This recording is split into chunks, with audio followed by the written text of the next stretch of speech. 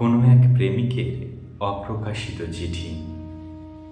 নীরা, তুমি আমায় নিয়ে যাবে সেই প্রান্তরে, যেখানে সবুজ সমুদ্র মিশেছে নিবিড় সীমানায়, যেখানে ছন্দ ছাড়া কাশফুলেরা ফোটে।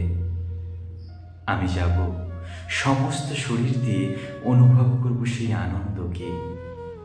টুকটাক শিশির ঝরে পড়ার শব্দ শুনব। নীরা, তুমি আমায় শেখাবে কিভাবে ভালোবাসতে হয়।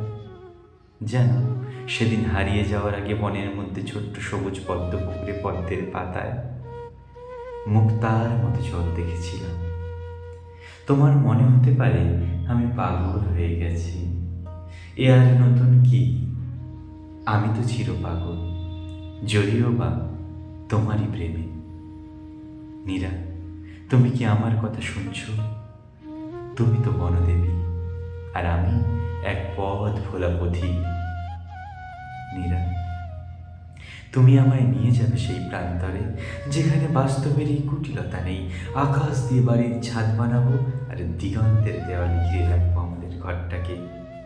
যেখানে মৃত্যু আমাদের আঘাত হানবে না, আমি মনের রং দিয়ে ছবি আঁকবো। তুমি দেখবে তো, আর ওই ঝর্ণার তলাটা বড় পাথরটার উপর তুমি যেখানে বসে থাকতে, উচ্ছল জল তরঙ্গ তোমার পা ধুইয়ে দিত। সেখানেও আমায় নিয়ে যাবে তো। ভেবেছিলাম ভালোবাসার এই সংসার সমুদ্রে নুড়ি উড়াবো অনন্তকাল ধরে।